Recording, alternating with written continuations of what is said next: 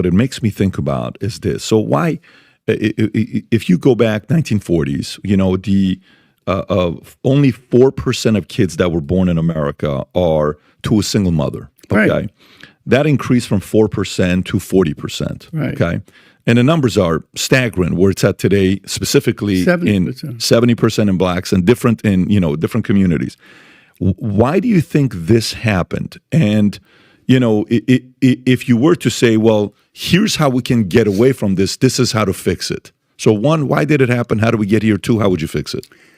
Well, first of all, we got here because we had the social policy that incentivized single parents. In other words, I had a young couple. She said that my husband, my husband's a janitor and I'm a secretary, and he lost his job.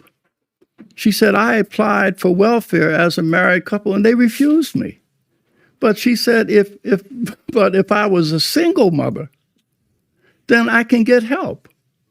And so you really provide a disincentive for marriage, and you wonder why you get it. You get more of what you reward and less of what you punish. And so over those decades, we have punished single parent households.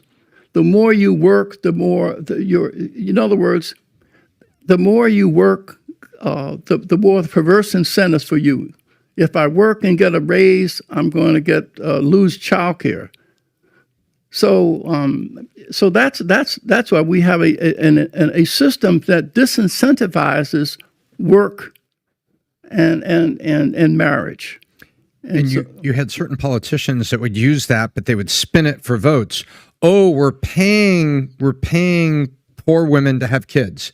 You would hear that in political speeches. Right. I'm going to change that. We're paying poor women to have kids. And it made it sound like that the poor women were the problem. Right. That they're just taking advantage of it. When you go back and what you're talking about, I think it's important to look at Lyndon Johnson and remember when they were saying the Great Society, it was Great Society for who? Because the government was our government has been actually pretty bad at getting Americans to move and change. They're pretty good at getting us upset, but they really don't get Americans, if you look at history, to really move and change. Our government has never really led, but our government has been excellent at being a catalyst of where they want us to go and to let us go. And to your point, they create this catalyst. What do they say with explosive? The explosive isn't the problem. It's the catalyst you put in the explosive. So always keep those guys separate. Government has been the catalyst. And what you're talking about is what they did is they knew what they were doing. And they knew that these things would be a catalyst of changing behavior because they couldn't stand at the pulpit of government and demand that you change. But they could put things out there and sit back and watch. And that's what you're saying. Right. But I also realized that the question is, what are solutions? Mm-hmm. If you say that 70% of those families are raising children that are dropping out of school, it means 30% are not. What we do at the Woodson Center is we go into low-income communities and we go into the homes of the 30% to find out what is going on in those households. These are people who are raising children that are not dropping out of school, they're not in jail, they're not on drugs.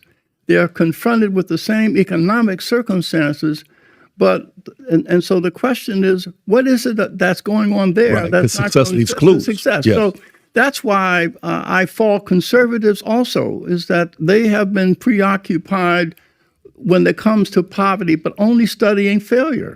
So Charles Murray and some of the others, all they do is talk about, okay, if people on welfare, let's take away the perverse incentives.